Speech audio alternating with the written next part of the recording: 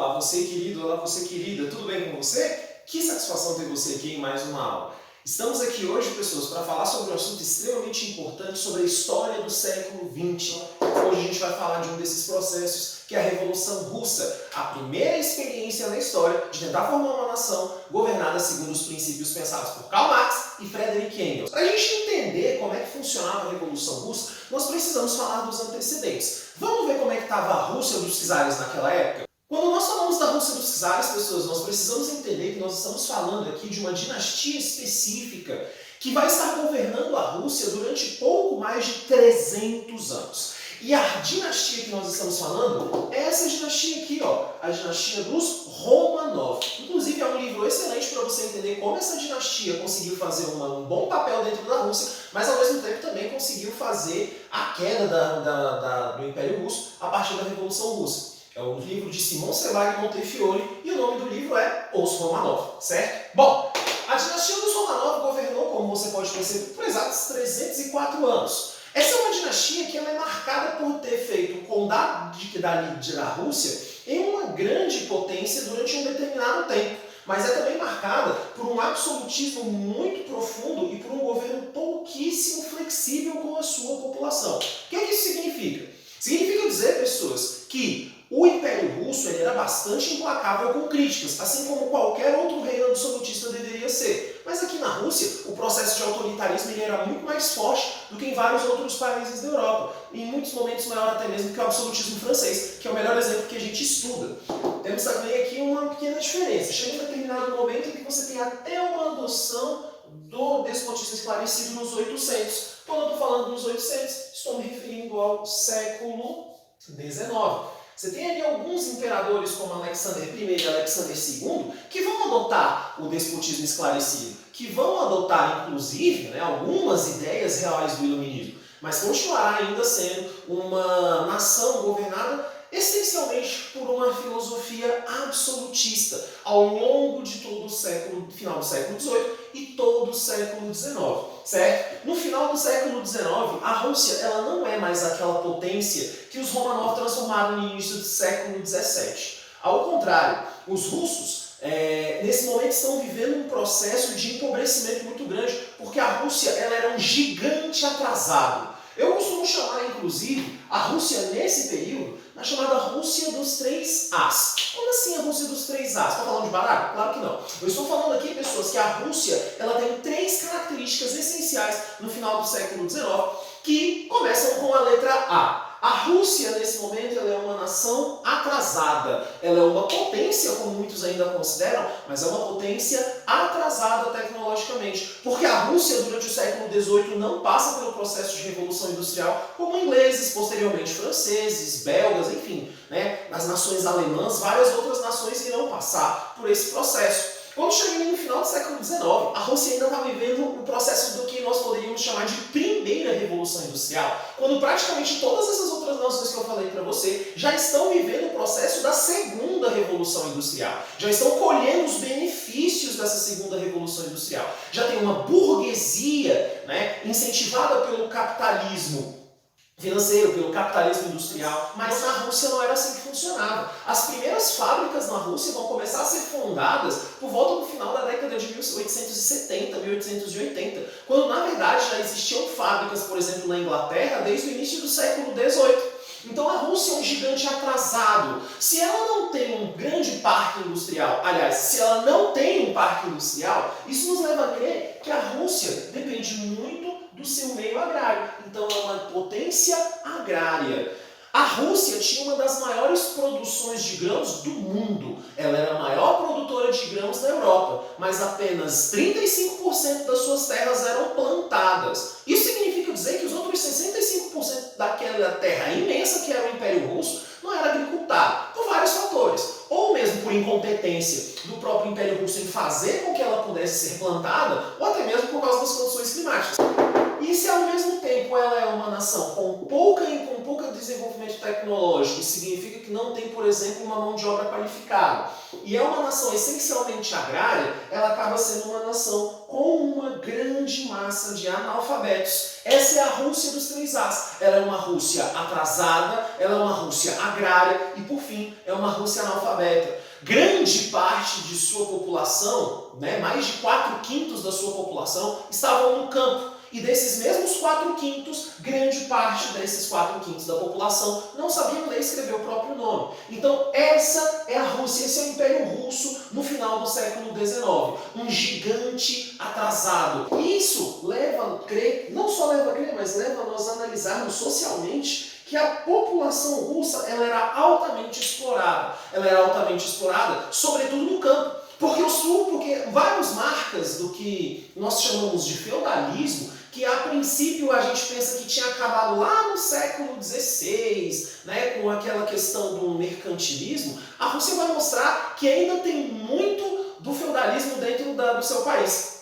O Império Russo ele vai apenas abolir a servidão no campo por volta do ano de 1885. Os últimos servos serão libertados apenas há 15 anos antes do início do século XX. Isso significa que até o final do século XIX tinha marcas de feudalismo dentro da Rússia. Isso é muito preocupante, porque isso é uma marca de uma nação extremamente atrasada.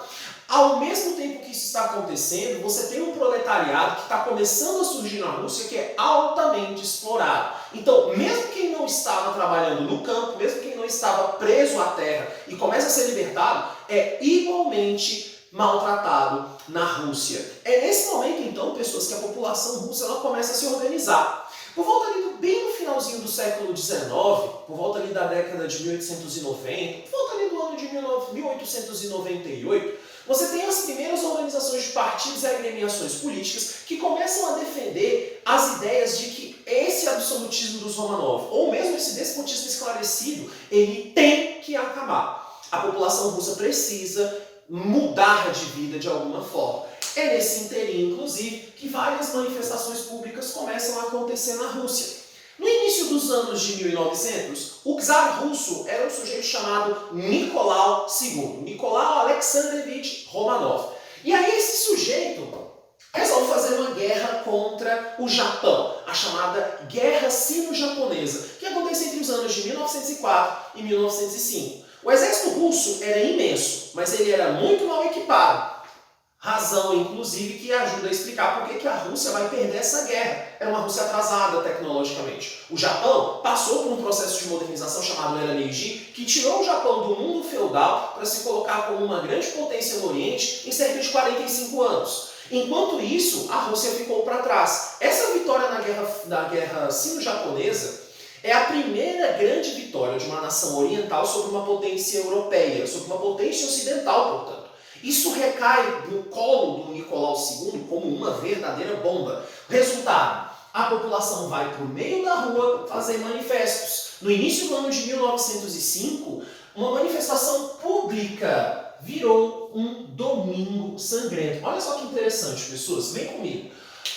A população russa foi para o meio da rua, no caso na frente do Palácio de Inverno, fazer manifestações contrárias ao imperador, só que em nenhum momento ameaçou, por exemplo, derrubá-lo. Na verdade, foram manifestações contrárias à fome, às condições de vida ruim. O que o imperador mandou fazer? Botou toda a sua guarda imperial, que eram os chamados cossacos, na frente do Palácio de Inverno, que era a sede do governo, e mandou todos os cossacos atirarem contra a população. Alguns dos cossacos que estavam, por exemplo, montados no cavalo ainda tinham chicotes, então passaram correndo para cima da população, chicoteando, estavam lidando literalmente com animais, certo? Nesse momento, pessoas, essa manifestação reprimida, como eu coloquei aqui, com fogo, pessoas efetivamente morreram com tiros nesse dia. Esse domingo sangrento, pessoas, acaba por chamar a população para aquilo que era inevitável. Um momento de fazer com que este sujeito chamado Nicolau II fosse efetivamente derrubado, ou no mínimo flexibilizasse grandemente o seu regime. É aqui que começa a surgir uma série de forças políticas revolucionárias. O que eu preciso que você entenda dessas forças políticas revolucionárias? Eu tenho pelo menos duas forças. Elas num primeiro momento estão juntas, mas posteriormente elas vão se separar por uma questão ideológica. No primeiro momento, eu tenho aqui os chamados mencheviques. Mencheviques significa basicamente minoria. Os nossos amigos mencheviques são burgueses reformistas. Reformista significa que quer mudança? Quer mudança. Mas não são mudanças necessariamente tão profundas assim, certo? Mas dentro desse cenário, o que eu quero que você entenda é que os mencheviques basicamente são apoiados, por uma lógica burguesa capitalista. Então, basicamente, os mencheviques desejam fazer uma república com traços liberais e com características parlamentares, como vários outros países já existiam na Europa. Já os bolcheviques, nós podemos chamá-los de revolucionários socialistas. Por quê? Basicamente, os nossos amigos bolcheviques, eles são aquelas pessoas que efetivamente querem fazer uma revolução. É o bom e velho, vamos quebrar tudo. Dentro desse cenário, os bolcheviques, eles desejam, por exemplo, colocar uma série de medidas que sejam baseadas naquilo que Karl Marx e Friedrich Engels defendiam nos seus escritos lá no Manifesto Comunista, além de também colocar várias outras ideias do socialismo pensado por Karl Marx no seu livro O Capital. Então, dentro desse cenário, nós temos duas figuras, dois partidos bastante diferentes. Até mais ou menos 1911, os dois partidos estão lutando por um mesmo ideal, que é fazer com que o imperialismo Romanov caísse. Só que a partir de 1911, os dois partidos vão começar a lutar separadamente, porque ficou muito claro que, por mais que eles desejam o fim do Império Russo, as suas ideologias não se casam. Na liderança dos mencheviques, nós temos um sujeito, por exemplo, chamado Martov. E já na liderança dos bolcheviques, nós temos Vladimir Ilyich Ulyanov, conhecido mundialmente como Vladimir Lenin, certo? Dentro desse cenário onde nós temos aqui, pessoas, a Rússia passa por uma série de transformações aqui dentro. O imperador Romanov até tenta, por exemplo, convocar um parlamento chamado Duma. Mas esse parlamento não é um parlamento tão forte. Primeiro, ele era eleito por voto censitário. E segundo, o imperador podia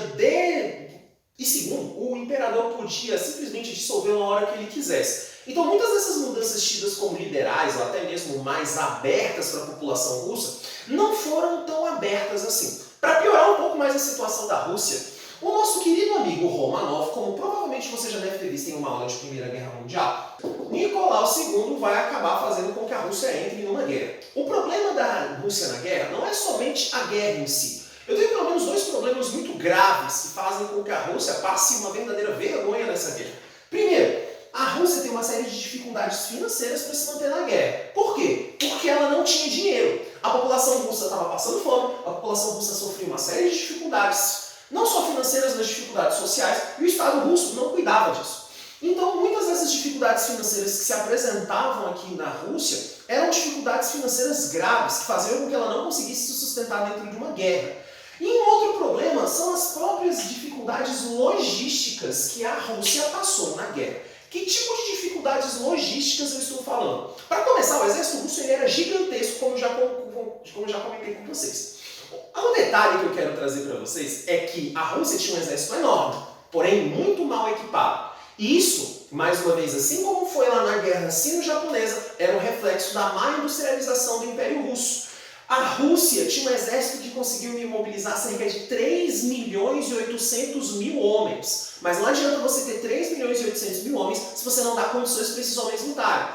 Então a Rússia foi muitas vezes derrotada sem muito esforço, por exemplo, pelo exército do Império Alemão. A Rússia estava literalmente mandando seus soldados para a morte. É justamente isso que ao longo dos anos de 1915 e 1916 resulta na intensificação das manifestações contra o czar. Manifestações essas que pediam pelo menos 3 coisas muito importantes: paz, pão e terra. Paz é a saída da Rússia da Primeira Guerra Mundial, do Império Russo da Primeira Guerra Mundial. O segundo, pão, é porque a população está passando fome. E o terceiro, que é terra, é para que houvesse uma democratização do acesso à terra. Algo que não existia naquela época, mesmo com a libertação dos últimos servos e distribuição de pequenas terras para aqueles que foram libertos. No final das contas, pessoas, as intensificações são tão grandes e as manifestações são tão pesadas que Nicolau II acaba sendo derrubado em fevereiro de 1917, na primeira fase da Revolução Russa. Mas isso vai ficar para o nosso segundo vídeo, portanto não saia daqui, já coloca o vídeo na sequência que a gente vai ver a segunda parte da Revolução Russa. Eu te espero lá, valeu!